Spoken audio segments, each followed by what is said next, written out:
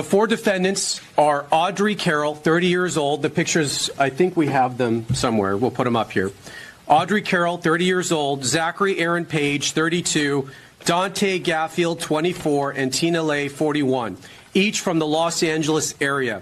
Each is charged with conspiracy and possession of an unregistered destructive device in violation of Title 26, United States Code Section 5861D. We intend to file additional charges in the coming weeks as we finish reviewing the evidence.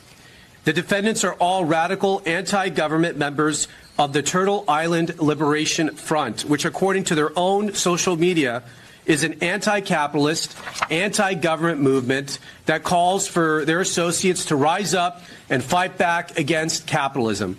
One of the leaders of the organization, defendant Audrey Carroll, helped organize an even more radical faction of the group called the Order of the Black Lotus.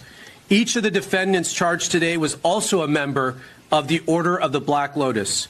Carroll described this group to her co-conspirators as everything radical. As detailed in the federal complaint, which we will now make public, in November 2025, defendant Carroll created a detailed bombing plot to use explosive devices to attack 5 or more locations across Southern California on this upcoming New Year's Eve. Carroll and her... So literally hours ago, 4 people were arrested in Southern California for allegedly planning to blow up U.S. companies on New Year's Eve. Yeah, you read that right. This is a domestic terrorism case that just unfolded, and it's honestly pretty shocking. The FBI stopped what could have been a major attack. Let me break down what actually happened here, okay? So here's the situation. 4 defendants, Audrey Carroll, Zachary Page, Dante Gaffield, and Tina Lay, were arrested in the Mojave Desert on Friday. They're charged with conspiracy and possession of unregistered destructive devices. Now, why were they there? They were part of a group called the Turtle Island Liberation Front, or TILF. This is a far-left, anti-capitalist, anti-government group that's been openly calling for violence against U.S. officials on social media. Here's what's wild. In late November, one of the members, Carroll, actually wrote out a detailed plan, and I mean detailed, an 8-page document titled Operation Midnight Sun that described exactly how they were going to carry out bombings at 5 or more locations targeting 2 U.S. companies, all simultaneously at midnight on New Year's Eve. The plan? Backpacks full of complex pipe bombs. They had instructions on how to make them, how to avoid leaving evidence, everything. The plot deepens. Now here's where it gets serious. These weren't just talking about it. They were actually preparing. The 4 defendants acquired bomb-making materials.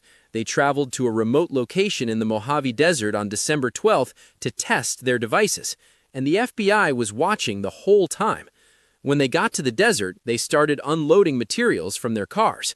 They actually began assembling the bombs on a table.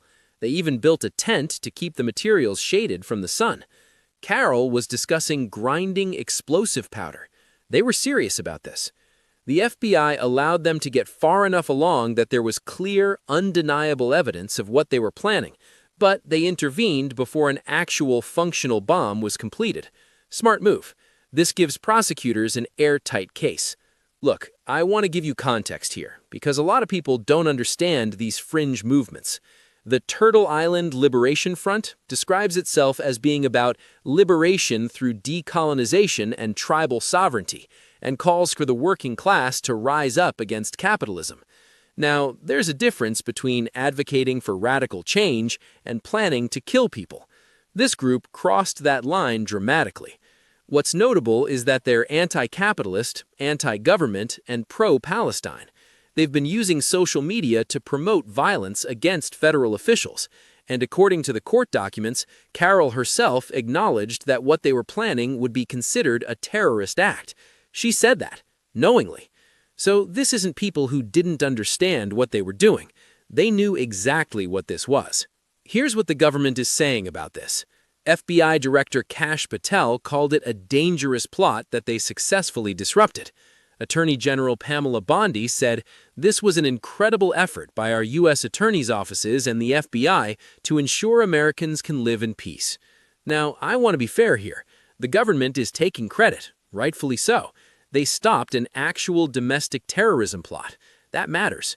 The Joint Terrorism Task Force was investigating, and they had help from local law enforcement, LAPD, LA County Sheriff, San Bernardino Sheriff, Palm Springs Police. Multiple FBI field offices were involved. This was coordinated. But here's the thing. We should ask, how long were they being monitored? How did the FBI even know about this? That information hasn't been released yet. The affidavit mentions an 8-page document, so probably someone tipped them off or there was surveillance, but we don't have those details. Let me be clear about something important. These are allegations. These are charges. The defendants are presumed innocent until proven guilty in a court of law. That said, the charges are serious. If convicted on the conspiracy count, they face up to 5 years in federal prison. On the unregistered destructive device charge, up to 10 years. So we're talking potentially 15 years each if convicted on both counts. But here's what I want you to understand. The evidence has to prove guilt beyond a reasonable doubt. The government seems confident. They wouldn't bring these charges without solid evidence. The fact that they caught them in the act of assembling bombs in the desert is pretty damning. They made initial appearances in court on Friday. We'll see how they plead. Some might take deals, some might go to trial. But either way, this is going to be a significant case. Now, here's what's interesting from a political perspective. This case highlights something we don't always talk about openly. There are extremist groups on the left, just like there are on the right. Most discussions about domestic terrorism focus on far-right extremism, which is valid. There's been a lot of that. But this shows us that anti-government, anti-capitalist extremism is also real and is also a threat. A bomb doesn't care about the ideology of the person planting it. Dead people are dead. The Assistant Attorney General for National Security said something important. This country protects the right to hold extreme views about its past, present, and future, but violence is an unmistakable and enforceable line. That's actually the balance we need to strike. You can believe what you want, you can protest, you can advocate for radical change, but the second you start building bombs, you've crossed a line that the entire system, left, right, everyone, should push back against. Just as I am making this video, President Trump has responded to the shooting in Australia with a strong statement. In a new interview, he declared that America and the world need to stand against Islam. Watch this.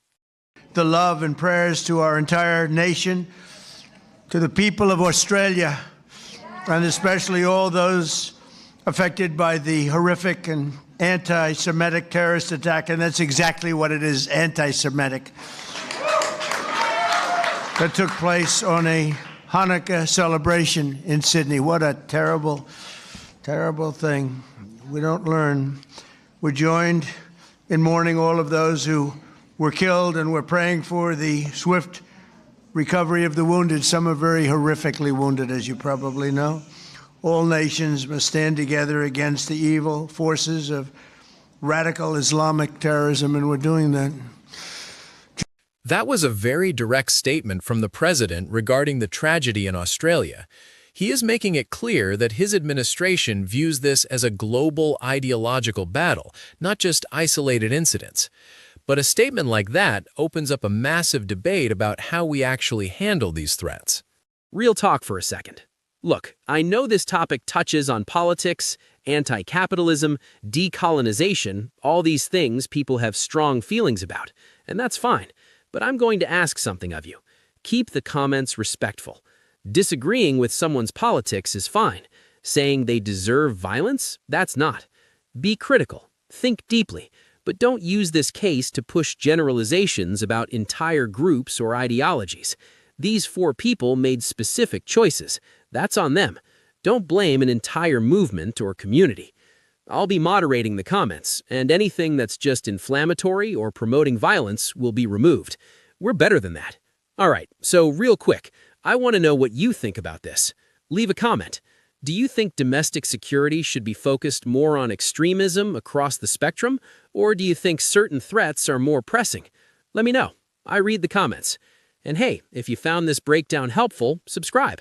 I cover these kinds of stories, breaking news, complex geopolitical stuff, things people should actually understand regularly on this channel. Also, one last thing. This is developing news, so details might change. If anything new comes out, I'll drop an update. These cases can shift pretty quickly once we see more court documents. All right, that's it for this one. Thank you for listening. And as I always say, may the gods watch over you.